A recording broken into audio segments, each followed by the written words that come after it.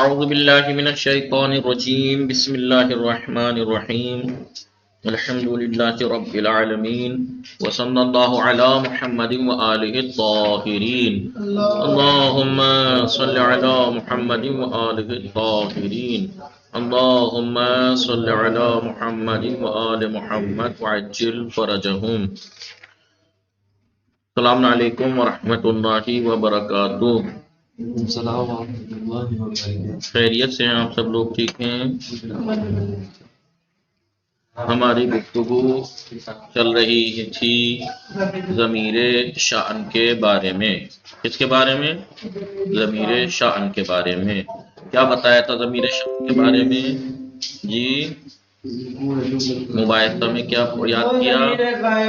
ضمیر شأن ایک ضمیر غائب ہوتی ہے جی، اور مفرد ہوتی ہے جو کسی امر کی اہمیت یا اس کی شان کو بیان کرتی ہے.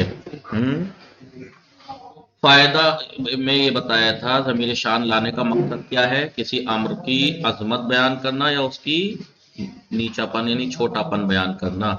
ٹھیک ہے، گویا کہ متکلم جو ہے وہ اس امر کو ذکر کرتا ہے پہلے مبہم طور پر، ٹھیک، پھر سامع کو، سننے والے کو متنبہ کرتا ہے اس کی اہمیت کے لیے، اور اس کو ایک تفسیر کرتا ہے ایک جملے کے ذریعے سے تاکہ اس کا ابہام دور ہو جائے. پھر یہ کہا تھا کہ ضمیر شأن کی شرط یہ ہے کہ وہ لفظ غائب مفرد ہونی چاہیے.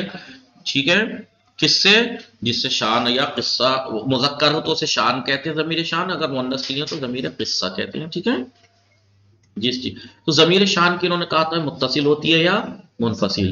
ضمیر شان اگر منفصل ہو تو اس کا حکم کیا ہے کہ ضمیر شان اگر منفصل ہے تو وہ مبتدا ہوگی اور اس کے بعد والا جو ہوگا جملہ وہ خبر ہوگا. ٹھیک ہے، جیسے بسم اللہ الرحمن الرحیم ہوا الدین اساس التمدن میں ہوا پھر مبتدا ہوگا اور بعد والا جملہ اس کی خبر ہوگا. ہوا ہے مذکر کے لیے تو ضمیر شان، اور ہی الدنیا تمکر باہلھا اگر مؤنث کے لیے آتا ہے تو اسے ضمیر شان اس وقت اس کو ضمیر قصہ کہا جاتا ہے، نام اس کا چینج ہو جاتا ہے. ٹھیک ہے، تو مبتدا اور بعد والا جملہ اس کی خبر ہوگا. ٹھیک ہے، پھر یہ کہہ رہے تھے اور اگر جی اگر وہ مائے بولیے مائے شبیب لیسا کا اسم ہوگا، یا تو مبتدا ہوگی ضمیر شان و قصہ یا اسم ہوگا اور بعد والا خبر ہوگا. تو اسم کس کے لیے ہوگی یہ ضمیر شان یا قصہ؟ شبیب لائے مائے شبیب لیسا کی، جیسے وما ہوا میں اصل کیا ہے کلوما. دیکھیے ما ہوا میں یہ وہ ہوا، اب یہاں پہ ہوا مبتدا نہیں ہے، ہوا اسم ہے مائے نافیہ کا. ٹھیک ہے، پھر یہ کہہ رہے تھے تو ضمیر منفصل اگر ہو تو یہ حکم ہے. پھر یہ کہہ رہے ہیں ضمیر منفصل ہو تو یا تو ضمیر شان کا مبتدا ہوگی بعد والا جملہ اس کی خبر ہوگی، یا مائے شبیب لیسا کا اسم اور بعد والا جملہ اس مائے شبیب لیسا کی خبر ہوگا.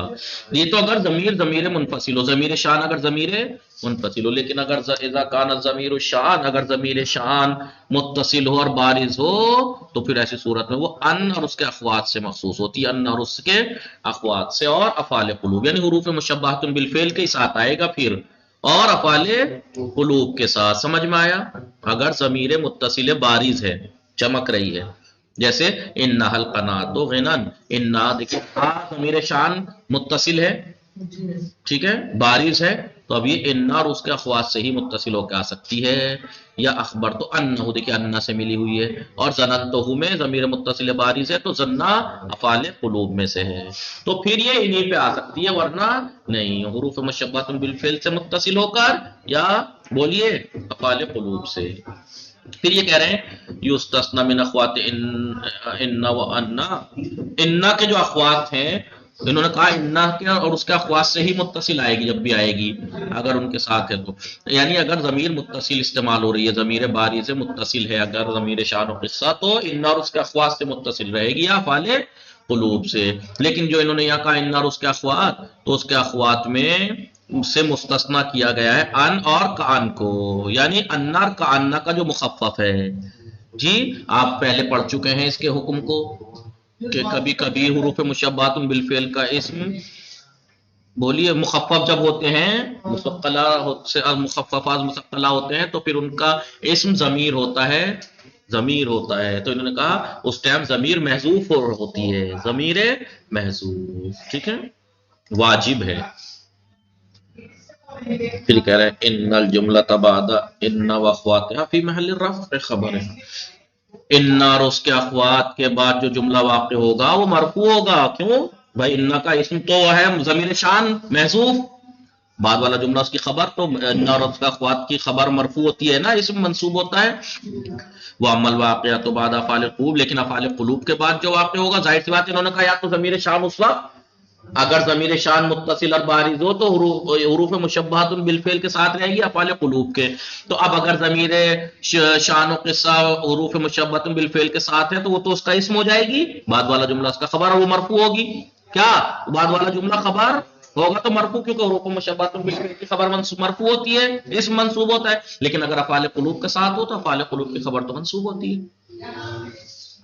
یہ افعال قلوب میں خبر کہہ رہا ہوں دو مفعولی ہوتا ہے، افعال قلوب میں کیا ہوگا محل نصب میں ہوگی ان کا مفعول ثانی، اور ضمیر شان مفعول اول ہوگی، ہوگا دونوں منصوب، افعال قلوب میں اگر ہے ضمیر متصل بارز کون ضمیر شان تو پھر یہ مفعول اول ہوگی منصوب، اور بعد والا جملہ مفعول دوم منصوب۔ اب یہاں سے یہ بات آج ہو رہی ہے، یشترط فی خبر ضمیر شان، ضمیر شان کی خبر میں شرط ہے، کیا شرط ہے؟ ضمیر شان کی جو خبر ہے اس میں شرط یہ ہے کہ ان یکون جملۃ اسمیۃ خبریۃ، کہ وہ جملہ اسمیہ خبریہ ہو، کیا شرط ہے؟ ضمیر شان کی جو خبر ہے پہلی بات تو جملہ ہو، جملہ بھی جملہ اسمیہ ہو، جملہ اسمیہ بھی خبریہ ہونا چاہیے، اور متأخراتن عنہ، ضمیر شان سے متاخر ہونا چاہیے، اور غیر مشتملۃ علی ضمیر یعود الیہ، اور اس کے اندر کوئی ضمیر نہیں ہونی چاہیے جو اس کی طرف ضمیر شان و قصہ کی طرف پلٹ رہی ہو، ٹھیک ہے؟ کتنی شرطیں ہوئی ضمیر شان کی جو خبر ہے اس میں؟ سب سے پہلی تو جملہ ہو، دوسرا جملہ اسمیہ ہو، اور تیسرا خبریہ ہو، چوتھی شرط مگر ایسے الگ الگ کر کے بالکل جوڑیں تو متاخر ہو اس سے، اور اس میں اندر ضمیر نہ ہو جملے میں۔ فائدۃ یفارق ضمیر الشأن سائر الضمائر، دیکھیے ضمیر شان اور باقی تمام ضمیروں میں فرق ہے، ضمیر شان اور باقی تمام ضمیروں میں آپ نے باقی ضمیریں دیکھی ہوں گی، غائب کے لیے بھی آتی ہیں، حاضر کے لیے بھی، متکلم کے لیے بھی، مفرد کے لیے بھی آتی ہیں، تثنیہ کے لیے بھی آتی ہیں، جمع کے لیے بھی آتی ہیں، سب آتی ہیں نہیں آتی ہیں؟ بولیے۔ اور ضمیر کی اصل کیا ہے؟ ہمیشہ ما قبل کی طرف پلٹتی ہے، چاہے لفظاً اور رتبتاً ما بعد کی طرف پلٹنا صحیح نہیں ہے، اسی لیے کہا گیا کہ اگر کوئی ایسا موقع آ جائے تو کہ جس کا رتبہ بھی مؤخر ہو تو لفظ میں پھر اسے مقدم کرنا واجب ہو جاتا ہے، کیونکہ لفظاً و رتبتاً کسی مؤخر کی طرف نہیں پلٹ سکتی، ٹھیک ہے؟ یہ ضمیر کی اصل ہے نا۔ ضمیر کی کیا خصوصیات ہیں؟ مفرد کے لیے بھی آتی ہے، تثنیہ کے لیے بھی، جمع کے لیے بھی، اور کیا خصوصیات ہیں؟ اور کیا خصوصیات ہیں بھائی؟ مفرد کے لیے بھی آتی ہے، تثنیہ کے لیے بھی، جمع کے لیے بھی، اور کیا؟ غائب کے لیے بھی، حاضر کے لیے بھی، متکلم کے لیے بھی، یہ خصوصیات ہیں۔ اور کیا ہے؟ ضمیر ہمیشہ ما قبل کی طرف پلٹتی ہے، ما بعد کی طرف پلٹنا جائز نہیں، ضمیر کی اصل کیا ہے کہ وہ ما قبل کی طرف پلٹے، یہی وجہ ہے کہ اگر کوئی ایسی چیز ہو جس کا رتبہ بھی مؤخر ہو اور لفظ میں بھی مؤخر ہو جائے جائز نہیں ہے، اسی لیے کہا گیا اگر رتبہ مؤخر ہے تو آپ لفظ میں اسے مقدم کرنا واجب ہے تاکہ ضمیر کے خلاف ورزی نہ ہو جائے۔ مثال کے طور پر بسم اللہ الرحمن الرحیم، اذ ابتلی ابراہیم ربو، رب کے اندر ایک ضمیر ہے، ربو کہاں پلٹ رہی ہے؟ وہ ابراہیم کی طرف، ابراہیم ہے مفعول، رب فاعل ہے، ابراہیم کیا ہے؟ مفعول کا رتبہ فاعل سے مؤخر ہے نہیں ہے؟ اگر ہم کہہ دیتے اذ ابتلی ربہ ابراہیم، تو ابراہیم مفعول تھا، فاعل سے رتبہ ویسے بھی مؤخر تھا، اور لفظ میں بھی ہم نے ابراہیم کو آخر میں لا دیتے تو ربہ کی ضمیر کہاں پلٹتی؟ ابراہیم کی طرف، جو کہ بعد میں اس کا رتبہ بھی بعد میں، لفظ میں بھی بعد میں، یا ضمیر کے خلاف ہے، جائز نہیں ہے، اس لیے ابراہیم کو مقدم کر دیا، اذ ابتلی ابراہیم ربہ، فاعل سے اوپر لے آئے تاکہ ربہ کی ضمیر ما قبل کی طرف پلٹے، پیچھے کی طرف۔ لیکن یہ ضمیر کی خصوصیات ذہن میں رکھتے ہوئے اب آئیے ضمیر شان اور باقی ضمیروں میں فرق۔ یفارق ضمیر الشأن، ضمیر شان فرق پیدا کرتی ہے سائر ضمیر ضمائر باقی تمام ضمائر سے فرق رکھتی ہے بے امورن کچھ امور میں، منہا ان امور میں سے کچھ کیا ہے، انہو کہ ضمیر شأن یعود الی ما بعدہ ما بعد کی طرف پلٹتی ہے، قل هو اللہ احد، اللہ احد، ہوا کہاں پلٹ رہا ہے، اللہ، ما بعد کی طرف، بعد کی طرف پلٹ رہا ہے، جبکہ ضمیر کی اصل کیا تھی، ما قبل کی طرف پلٹتی ہے۔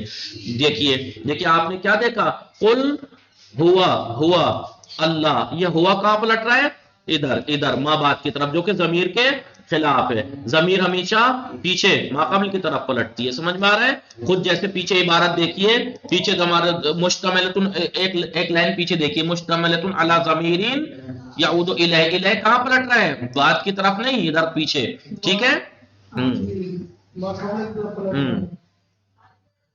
لیکن ضمیر شان ما بعد کی طرف پلٹتی ہے، اللہ خلاف اصل کے برخلاف، اصل کیا تھی کہ ما قبل کی طرف پلٹتی ہے ضمیری، لیکن یہ ما بعد کی طرف، ایک فرق۔ دوسرا وَأَنَّهُ يُلَازِمُ الْإِفْرَادَ، باقی ضمیر مفرد بھی آتی ہیں، تثنیہ بھی آتی ہیں، جمع بھی آتی ہیں، لیکن یہاں ضمیر شان انہو ضمیر شان یلازم الافراد، مفرد سے ملازم ہے، لازمی ہے، مفرد ہی رہتی ہے، ملازمہ رکھتی ہے مفرد سے، یعنی فقط مفرد آتی ہے، فلا یثنی ولا یجمع، یہ تثنیہ اور جمع بولیے نہیں بنتی۔ دو فرق، پہلا فرق اصل کے برخلاف یہ بعد کی طرف پلٹتی ہے، دوسرا یہ فقط مفرد رہتی ہے، تیسرا فرق انہ لا یکون الا غائبا، آپ نے دیکھا تھا باقی ضمیریں غائب کے لیے بھی آتی ہیں، متکلم کے لیے بھی، حاضر کے لیے بھی، لیکن یہ فقط غائب ہوتی ہے، غائب کی استعمال ہوگی۔ تین فرق ہو گئے، چوتھا وَأَنَّهُ لَا يُقَدَّمُ خَبَرَهُ عَلَيْهِ، باقی کی آپ نے دیکھا ہوگا خبر مقدم ہو سکتی ہے، لیکن اس کی خبر اس کے اوپر مقدم نہیں ہو سکتی۔ چار فرق ہو گئے، وَلَا يَلْزَمُ أَن يَعُودَ الضَّمِيرُ عَنِ الْخَبَرِ إِلَيْهِ، لازم نہیں آتا کہ اس کی ضمیر یعود الضمیر من الخبر، اس خبر کی ضمیر اس کی طرف نہ پلٹے، ضمیر شان کی طرف، خبر میں کوئی ضمیر نہ ہو، پیچھے کہا تھا نا شرط ہے کہ خبر جملے خبریہ میں جو اس کی خبر واقع ہو رہا ہے اس میں کوئی ضمیر نہ ہو جو اس کی طرف پلٹے۔ پانچواں فرق وَأَنَّهُ يَكُونُ، اور یہ ضمیر جو ہوتی ہے لِيُفَسِّرَهُ، تاکہ یہ کس لیے ہوتی ہے، تفسیر کرنے کے لیے آتی ہے، لِمُفَسِّرِ ہی ہے، کیا لکھا ہے دیکھیں مٹ رہا ہے اس میں، وَأَنَّهُ يَكُونُ لِمُفَسِّرِ محل من العراب بخلاف سائر المفسرات، باقی تمام مفسرات کا کوئی اعراب نہیں ہوتا، باقی جتنے بھی تفسیر کے لیے جملے آتے ہیں، جملے تفسیریہ، ان کا کوئی اعراب محلی نہیں ہوتا، اور یہ جو اپنے مفسر کے محل اعراب میں ہوتی ہے، جس کی یہ تفسیر کرتی ہے اسی کے اعراب میں ہوتی ہے، یہ سمجھ میں آیا، اس کا محلی اعراب ہوتا ہے، یہ تفسیر کرنے کے لیے آتی ہے نا، بتایا تھا ایک جملہ انسان بولتا ہے مبہم پھر تفسیر کرتا ہے، تو جو اس کا جملہ ہے اس کے اسی کے جو اعراب ہے اسی کے اعراب میں رہتی ہے یہ، جبکہ باقی جتنے بھی مفسر جملے ہیں ان کا محلی اعراب نہیں ہوتا، یہ اس کی خصوصیات ہیں، ٹھیک ہے۔ اب کیا ہے آگے، منصوبات شروع ہوں گے، مرفوعات ختم، وصلی اللہ علی محمد وآلہ الطاہرین، اللہم صلی علی محمد وآل محمد وعجل فرجہ۔ منصوبات میں پڑھیں گے، ینصب الاسم فی ستۃ عشرہ موضعا، 16 مقامات پر اسم منصوب ہوتا ہے۔ آپ نے ابھی تک کتنے پڑھے تھے منصوبات؟ 8 پڑھے تھے نا، 14، پھر 5 مفعول، حال تمیز مستثنی، 5 اور 4 9 منصوب پڑھے، 12 بھی پڑھے تھے، سمجھیے میں پڑھوں گے، لیکن یہاں 16 دے رکھے ہیں۔ مفعول مطلق 5 تو مفعول مطلق، مفعول بہی، مفعول لاجلہ، جسے مفعول بولیے کیا بولتے ہیں، مفعول لہو، مفعول فی، مفعول ما، 5 تو ہو گئے مفعول۔ مستثنی، حال تمیز، کانا کی خبر، کادا کی خبر، ماولا شبیب لیسا، ماولا شبیب نافیات کا اسم، یہ سب مفعول، ٹھیک ہے۔ یہ 16 انہوں نے گنائے ہیں، باقی انشاءاللہ کل پڑھیں گے۔ وصلی اللہ علی محمد وآلہ الطاہرین، اللہم صل علی محمد وآلہ وسلم۔